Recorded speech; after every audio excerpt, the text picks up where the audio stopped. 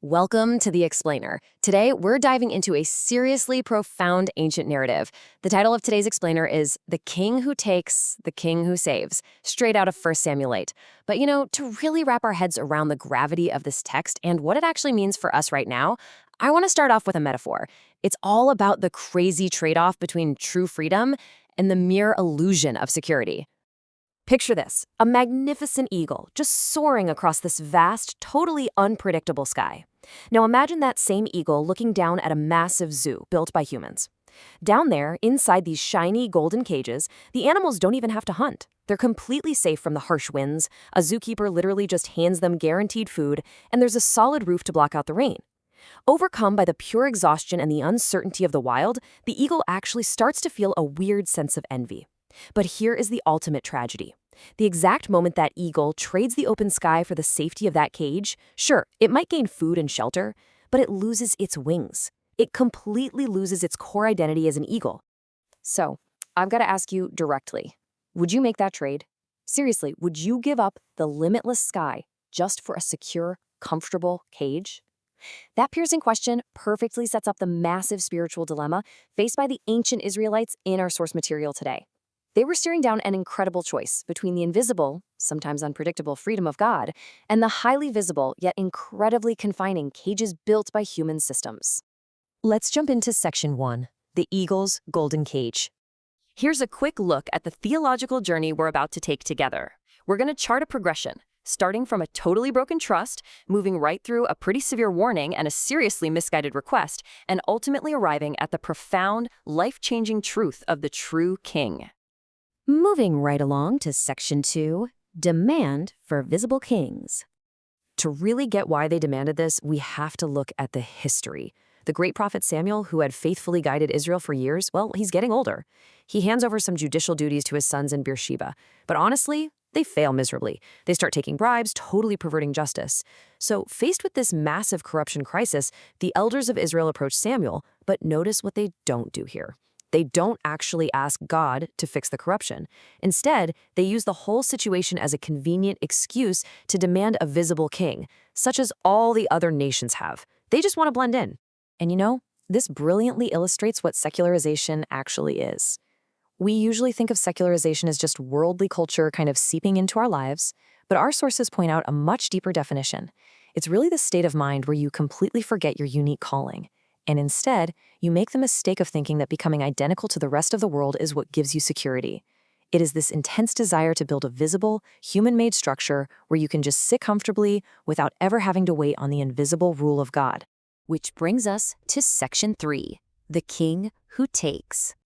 Now, Samuel is just absolutely heartbroken by this demand. But God tells him, look, they haven't rejected you. They've rejected me as their king.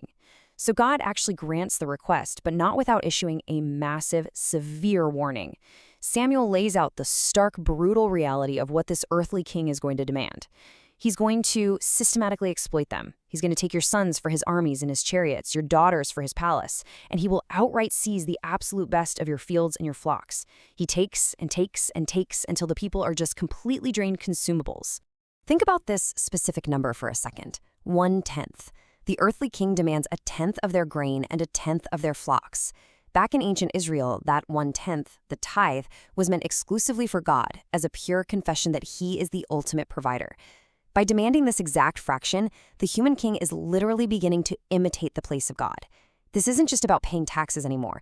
It's about a human ruler subordinating every single area of their spiritual and economic lives to his own state system.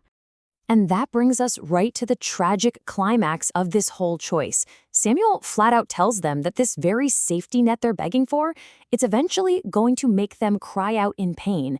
By purposefully choosing a king who takes, they are forcibly dragging themselves right back into the exact same spiritual and physical slavery they once escaped in Egypt. The cage they actively chose will inevitably lock them in. Let's pivot to Section 4, the King Who Saves. Now, here is the amazing part of the story. Even though the people stubbornly insisted on having their own worldly king, God doesn't just give up on them. He actually leads history forward. At the very end of this long, exhausting history of human failure, a completely different kind of king arrives on the scene, Jesus Christ.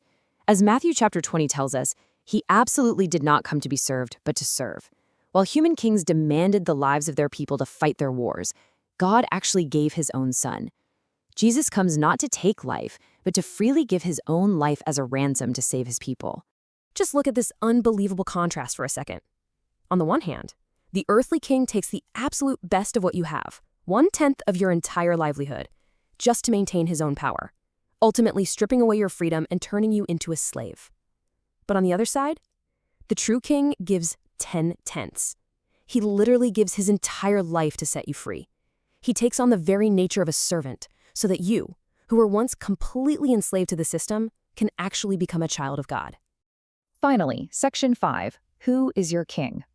You see this ancient historical warning? It echoes directly into our lives right here, right now. Because sure, we might not be ruled by monarchs riding around in literal chariots today, but man, the temptation of that golden cage is just as real. We are constantly tempted to hand over our absolute best to modern, invisible kings. Think about it. We serve kings like money, success, maybe our kids' achievements, social recognition, or just the pure illusion of control. At first, these kings promise us all this safety. They whisper, hey, if you just get this one thing, you'll finally be secure. But eventually, they demand absolutely everything. They take our time, our rest, our honesty, and our peace of mind. The very things we thought would protect us end up completely enslaving us all over again. Which brings us to our final thought for today's explainer. Are you living before a king who takes or the king who saves? Are you going to stay in that safe, confining cage the world offers, constantly being drained by its relentless demands for you to prove yourself? Or will you finally spread your wings and surrender to the true king, the one who has already paid the ultimate price to give you actual freedom and true rest? I really want to leave you with that question to chew on. Thanks so much for hanging out with me on this explainer.